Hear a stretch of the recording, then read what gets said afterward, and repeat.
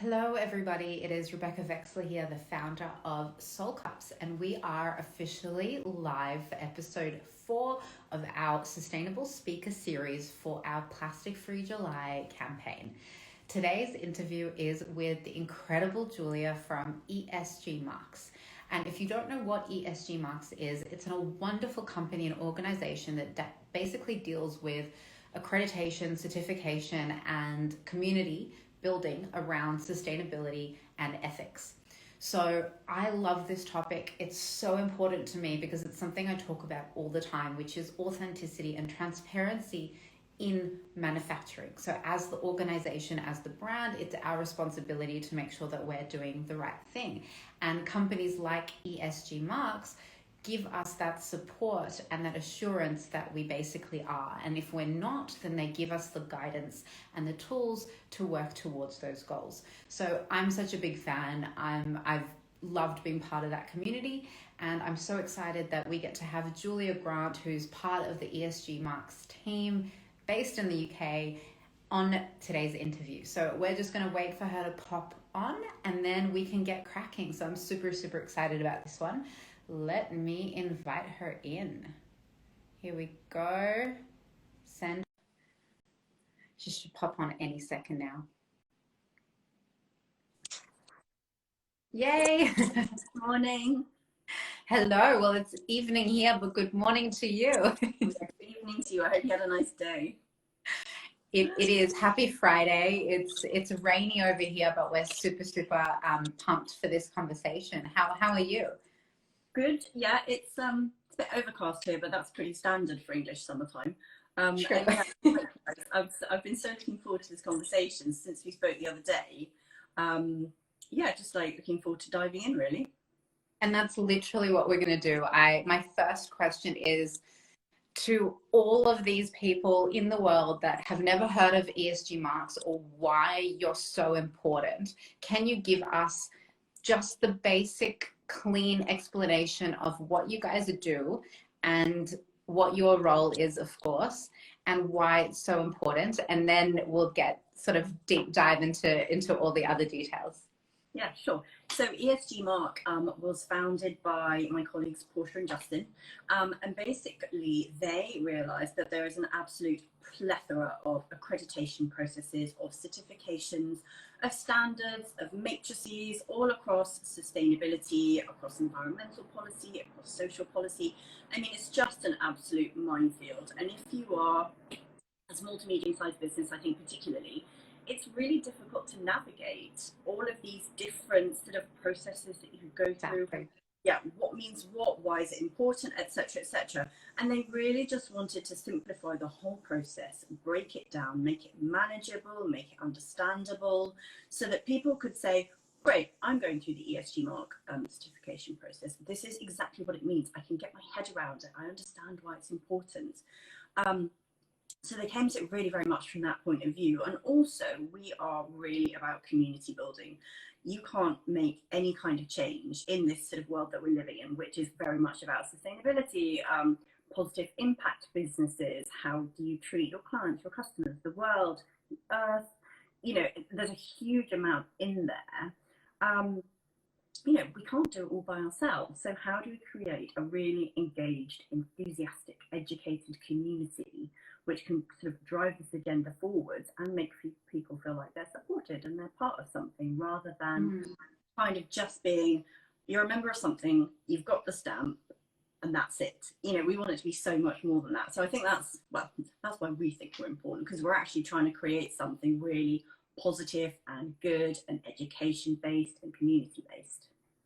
I think that's so special in itself, because at the end of the day, there's often a breakdown in communication between what you do and the end consumer. Like, it's one thing to have accreditation and a tick on your packaging, or, you know, any kind of certification. But if, for example, me as the brand owner doesn't understand, but we pay for a service, how can I communicate that to my audience? So, or to my consumers? And if the consumers don't fully grasp or understand what this accreditation means. Why should they care?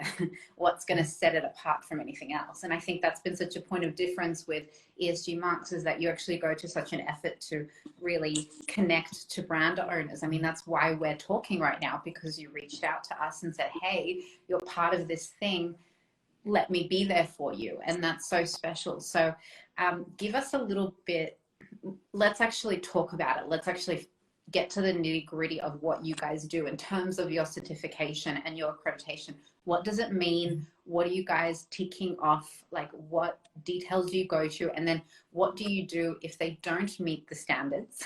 How are you there for the brand to actually get them to reach their goals? Yeah. Well, do you know, you've actually hit the nail on the head there, because what we really strive to do is, it's not just a tick box exercise. It's very much, and you know, it sounds a bit cheesy, but like, we're all on this journey together. Nobody's perfect. You don't wake up in the morning, you're like, oh gosh, suddenly I've turned into Greta Thunberg. It just doesn't happen. You know, it's a process and it takes time. So I think that's like, it's a critical part of what we do. We're always sort of striving to help our members be that little bit better, to sort of make more positive change, but on an incremental level. It's not going to happen overnight. So the process is quite rigorous, actually. We have a really thorough application. We would know. You would know, exactly. You know about it. There's a lot of questions on there, but they're all questions for a reason. They're not just, you know, they're not empty tick box exercises. Every question on there has to be sort of quantified. It has to be backed up, because otherwise, you know, you fall into basically what's greenwashing. And I think these days, particularly consumers now, they're so much more au fait with what certain brands do around making a really big, bold statement that actually doesn't mean anything at all. So Portia and Justin put together this extremely thorough questionnaire, which is designed to go through every aspect of a company's ESG sort of creds. So it's environmental, it's social, it's governance.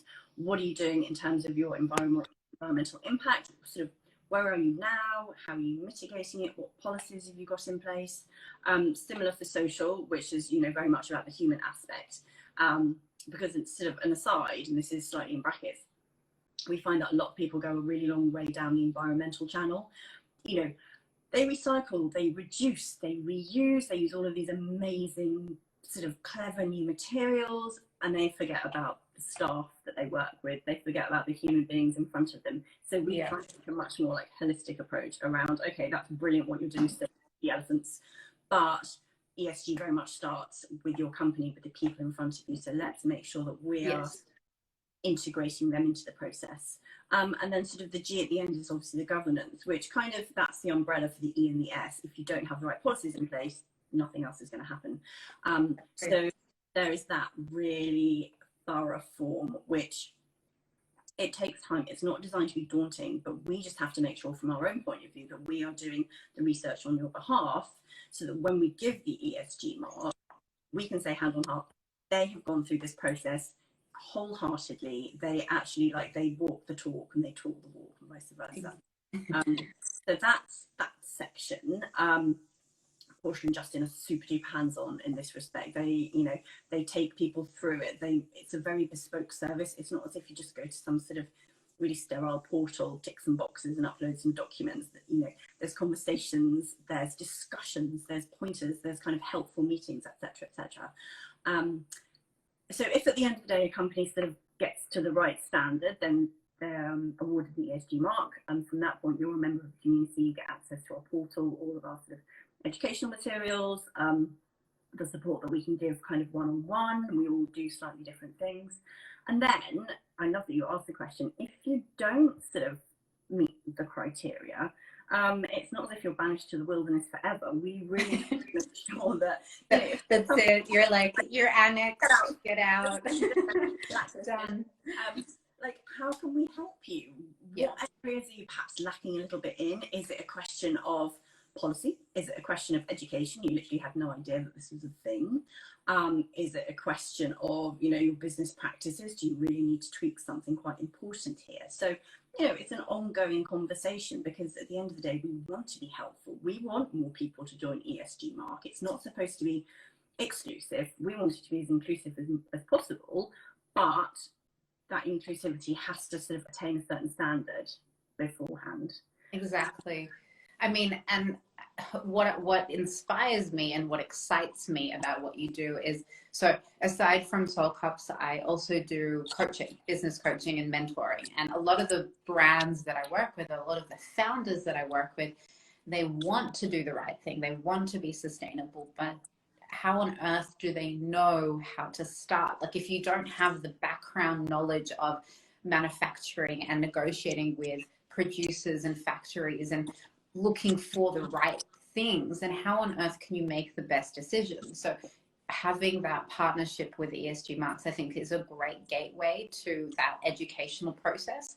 And it's just such a wonderful thing that you guys are doing. So, I mean, the next sort of question that I have for you is there a particular project that you've worked on that comes to mind that sort of inspired you the most, or an example you can give us of, I mean, you don't have to name the brand obviously, but just a project that you've worked on, that you can give an example of, you know, what you just spoke about, which is maybe they didn't meet the standards, or, you know, what process did you take them through? Like, what roadmap did you walk down that can, just so that as a consumer, for example, we can really understand what depths brands go to be doing the right things in sustainability and ethics as well? Yeah, that is such a great question. And I've got so many different examples that I don't want to give you a complete data. But Love that.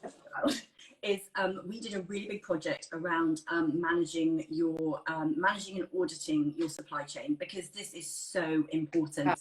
And obviously this speaks particularly to product-based brands rather than service-based brands.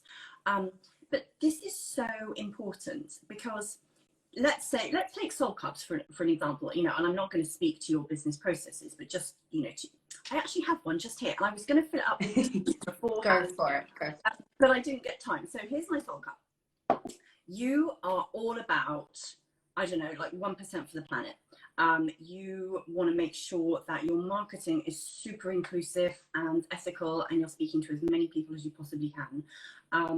You want to make sure that your glass is recycled. You want to make sure that the lid is, you know, from recycled plastic. It's, I don't know, compostable, whatever it might be.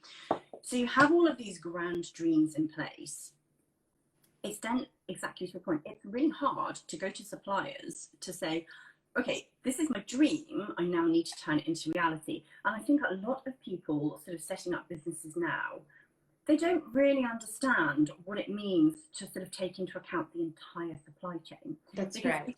you know, if you're going to set yourself up as a genuinely ethical business that really stands for X, Y, Z, whatever it is, you know, the kind of the hard reality is you cannot just say, hand on heart, we're a really good business, we're a great employer, we're really nice to everyone, and we have a lovely shiny Instagram account. What is the process that goes into bringing your product to market? What materials are actually being used? Who's actually making that product? How are you shipping it? Right. I mean, talk about it from a practical sense of, you know, there are these businesses that purchase goods from Alibaba, for example, right? They've connected to a factory, they've found a product in Alibaba, they've connected to that producer and said, okay, well, I want this. What people don't consider is it's not that simple. It doesn't come from thin air. You have to purchase materials. So that factory needs to go source those materials so they can physically take that stuff and then make what you need. And let's also talk about the difference between what does ethical mean and what does sustainable mean, because they're two very different definitions and people like to use them for fun without actually understanding the definition. So, I mean, I know you know about that kind of stuff, and this is why it's so important. So, but keep going. Like, I mean, it just, you know, gets me very excited. So I'm such a nerd. I love, like, really nerds to the full. I love really clear distinctions around sort of vocabulary and ideas, because I think it's really important. If you say, oh, we're an ethical business, to me, that means we try our best to make the right decisions. We are good to our people. We are educated, we're informed, we understand the ramifications of the decisions that we're making, for example. That to me is ethical, and it's, you know, it's very much sort of weighing up the pros and cons of things and making the right decision based on the information that you've got. It's kind of, sorry. And also I was just going to say, in certification definitions, like if you're talking about an ethical factory, for example, it means, are they being paid appropriately? Is it clean? Is it like a humanitarian environment? Like, exactly, you know, this is the stuff. It's very choice based. It's very sort of information based, and it's very sort of, what's the word I'm looking for? Like, it's very living beings based. It's about people and it's about animals, really. So it's kind of, it's very much kind of in your head. Sustainable has a much more sort of physical implication to it, because it's much more about what materials are we using? Are they sustainably sourced? i.e., are they coming from, I don't know, let's say balsa wood, for example. Are they coming from a specifically planted forest in a location where every tree that's cut down is then replaced, or, you know, replaced twofold over? Sustainability has very physical ramifications to it, because it has to be regenerative. It has to be, well, literally sustainable. If you take one thing, you have to replace it with basically the same thing again. So they are two very, very different things. They're both just as important. I would say that it's tricky to say you're an ethical business if you're not sustainable, and you can't really say that you're a sustainable business if you don't kind of take business ethics into account. But they are different, and I do think people use them interchangeably without really considering what it means to sort of put these labels on their products, on their services, or whatever it might be. So exactly. That was a long-winded explanation, but I hope it made sense.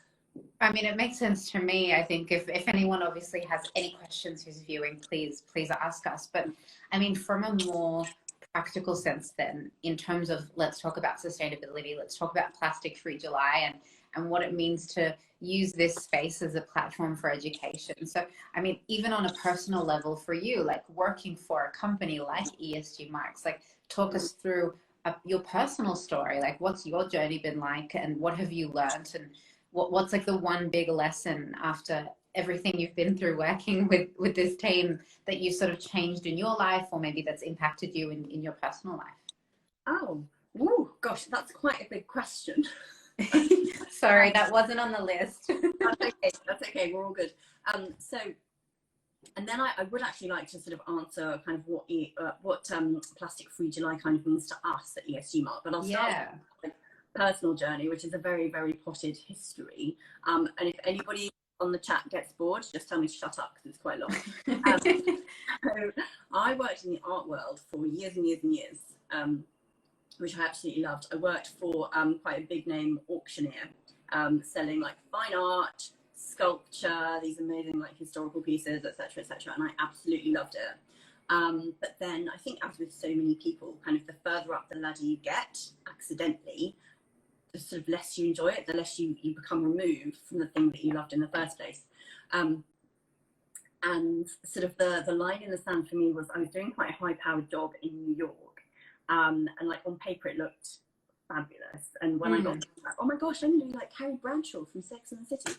Not so, funnily enough. And basically it ended up being so stressful that one day I was chewing, which is a horrible habit in itself, but I chipped a tooth chewing my own nail because I was God. Out. At which point I was like, I should probably go home. But at the same time, concurrent to my job, I had been for about sort of 3 years at that point doing remote mentoring for micro entrepreneurs in Uganda, around energy, around sort of bringing micro level sustainability to these really remote communities. And I was just, the more engaged I got with that, the less engaged I got with my corporate job. That's amazing. It's fabulous, and I learned. I'm so glad I asked this question. Yeah. Well, actually, so this brings me on to my biggest learning, which was, and I still feel slightly ashamed actually when I think about this example, because I was working with one particular entrepreneur and I loved what they were doing. Again, it was all about like off-grid sustainability, bringing micro level grids to a community literally in the middle of nowhere. And I was spending a lot of time kind of working on what their educational outreach might look like, if they'd done market research to sort of make sure that very, very isolated agrarian communities understood what it meant to swap out burning firewood for solar panels, for example. Right. And I was like really diving with it. I loved it. But I was getting frustrated because I would write these really long emails with loads of what I thought was very helpful suggestions, and I just wasn't getting any feedback. Or it would take like 2 weeks or something to get feedback. And I could not understand why these people, from my very long way away perspective, weren't more engaged with what we were trying to do. So shameful. It turned out that every time they wanted to go and check their email, they had to get on their scooter and they had to drive to the next village, which cost them money in terms of petrol. They had to go to the dial-up internet cafe, which cost them money, to use the really jiffy infrastructure, which didn't work, in order to access the emails. And that was such a sobering moment for me, because I thought, I'm helping, like I'm saving the world here, and they're not bothered. But I'm like, why am I more bothered about their project than they are? Realizing that, it really strips you back to the bare bones. You're like, yeah, these people really want to make a difference, but if they don't even have access to like a dial-up internet cafe in their own village, wow, that's a really profound problem. So that was a huge moment for me, and it just kind of taught me that you can never take anything for granted. We are so lucky here that you can have the best intentions in the world, but if you don't physically have the capabilities to make these things happen, then that is a far bigger problem than being like, you guys should just use solar panels. So that was a really sobering moment for me. Anyway, fast forward, I came back to the UK. Incredible. Because of the mentoring, a bit like you actually, I decided to do a coaching qualification, which I think coaching is really transformative actually, but working specifically with founders, entrepreneurs in sort of the positive impact, sustainability, business ethics space. Met Justin and Portia, and everything that we were trying to do and that we're trying to achieve in our sort of business practice just like dovetailed so beautifully. Found myself kind of working with them, and it's been so wonderful, because I now spend my days talking to really genuinely interesting people about the really cool projects that they've got, sort of what they're trying to achieve, why they're passionate about it, and then very much helping them to reach a broader audience. So I don't work on the certification process. I'm kind of much more back end. It's like, once you're in the fold, how can we help you? How can we promote what you're doing? How can we put really interesting content out there that's useful for you guys? But also sort of trying to grow the community, because as I said earlier, we want this to be like a really merry band of brothers with as many people as possible, because I think learning from each other in terms of best practice, in terms of what's going well, what's difficult for you guys, that's it's not just me as the sort of communications manager holding forth on my opinion.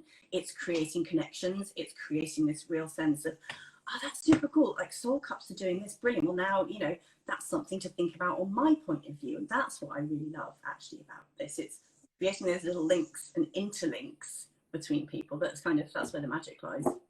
I mean, that's so inspiring, like such a beautiful, well-rounded journey to get where you are. And I just adore that so much. And I think that really defines nicely, obviously, why you're so passionate about it. And I think sort of the next question that kind of comes to mind is, for any business owners out there, from a practical perspective, from all the learnings that you've gone through and all the coaching that you've experienced, what are the sort of first 1, 2, 3 tips you can give, or directions you can point people in to do the right things, like just before they're even at the stage of product development, before they can even work with you? Where should their mindsets be, and how should they be thinking? I think, coming back to our nerdy point earlier, education really is power. If you are even halfway interested in whatever it is that you're trying to achieve, start reading, start listening to webinars. There's like a bajillion resources on YouTube, on the internet. I mean, funny enough, Instagram is amazing too, because there's so many great brands out there putting up content that's genuinely interesting. Just start learning and absorbing some of this stuff, because you can't really make educated, genuinely impactful decisions if you don't really know what you're talking about and you don't know what you're doing. So absorb everything that you possibly can. I think that's absolutely critical. And then the other thing I would say, which this is not rocket science, sorry everyone, just try, because so many people are kind of paralyzed by, again, the plethora of information out there. They're like, oh my gosh, I don't know what to do, so I'm going to do nothing. Well, that's not going to change the world, is it? You know, just start making those small baby steps towards whatever it is that you want to do, whether it's, you know, a genuinely sustainable business, whether you're interested in circular economics, whether you're interested in, you know, a sort of really ethical services based, whatever it is, just start trying, because if you don't try, nothing's going to happen. And I think that's kind of our key thing at ESGmark. You have to start somewhere. It's a process, it's a journey. It's not that you are immediately perfect and like, yeah, that's it. I think particularly sort of in the areas that we work in, and I'm sure it's the same for you in terms of product development, materials change, resources change, consumer demand changes. There is always something to learn about and something that you can kind of be applying a bit better or sort of tweaking your business process.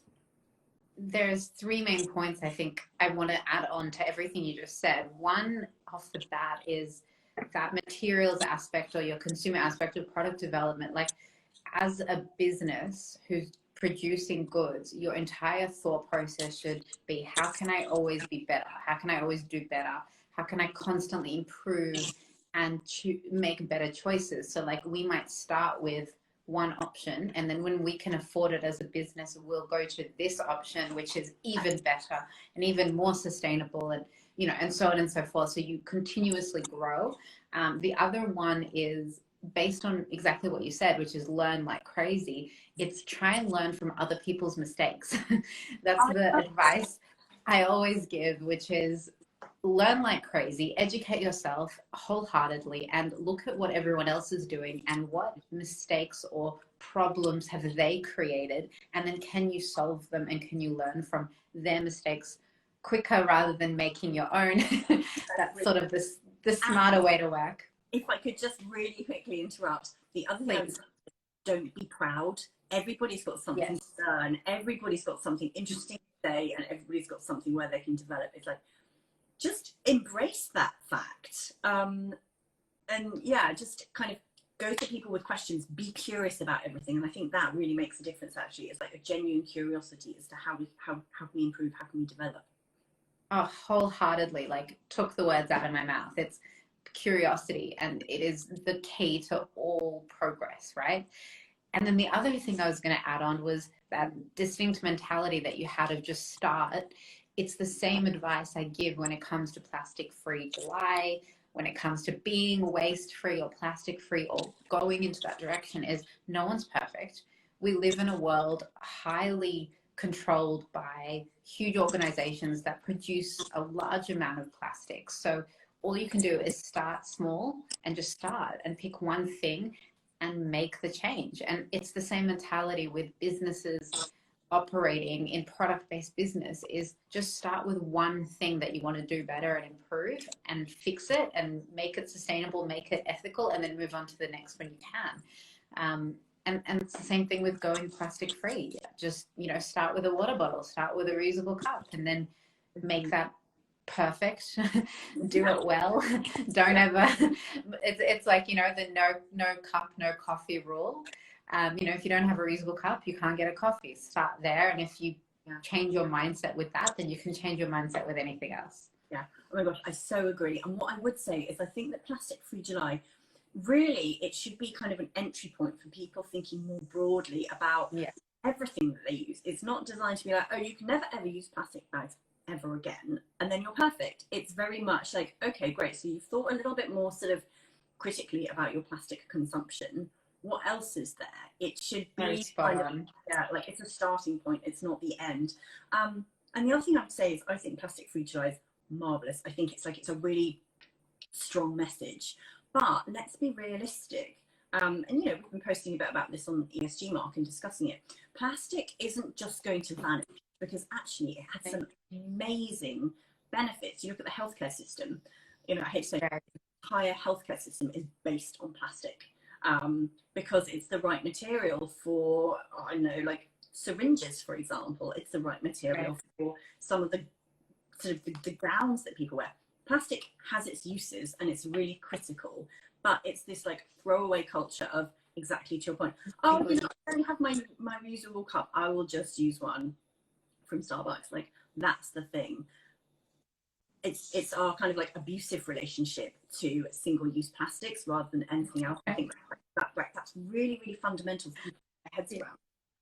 Do you know, you've touched on something again that I keep mentioning, which is creating this space as a platform for education to support the concept of more conscious consumers. Like, that is my mission. This is why we do this. This is why I started this business, is to be a platform for education, to create awareness, to create love and support, and to create more conscious consumerism by being as authentic and transparent as we can. Like, that's the goal here. And that's what I think ESG marks do so well, because you support that whole process. You literally built a program around authenticity and transparency, and then support, like, to broaden people's awareness and to guide them through that journey. So I just think it's remarkable. I think everyone should know about you guys. And yeah, there's just so much more that, like, we could talk for hours about it, you know. We could be here all day or all night in your case, but I won't put you through that. Well, I just think it's such a wonderful conversation. It's just a teaser to basically what you guys do. I tell us a little bit, where can we find you? Where's the website? What's the Instagram? How can we get access to the community, the blogs? Give us the sort of lowdown, and I'll make sure that I include all of that information in the comments as well. Thank you so much. So we on Instagram, we're at ESGmark _official, and that's literally ESGmark _official. Our website is www.esgmark.co.uk. We're also on LinkedIn, but I would say sort of our main platforms at the moment are Instagram and our website. All the blogs are on the website. We've got articles up there. We've kind of got self-help guides. We've got policy guides. And, you know, we love to hear from anybody and everybody. We want to be like the go-to place for people who are interested in this. And even if it's just to start up a conversation, like, get in touch. We would absolutely love that. So yeah, please hop on the website, send us an email, ping us something on Instagram, and we can, you know, keep the conversation going, really. No, it's incredible. I highly recommend it. I could not recommend it more. If you're a business owner, if you're a product-based business, even if you're service-based business, you know what? Go be part of the ESG community, learn like crazy, you know, upskill yourself, educate yourself, and share the love. Go follow them. Julia, thank you so much. Thank you so much for joining me. Such a pleasure. I'm so glad we got to do this, and like, keep sharing the content. We want to tell everybody how amazing you guys are. Thank you. Likewise. And yeah, this has been such a pleasure. Thank you. You really made my day. I'll talk to you soon. Happy Friday. Take care. Peace. Bye. Bye.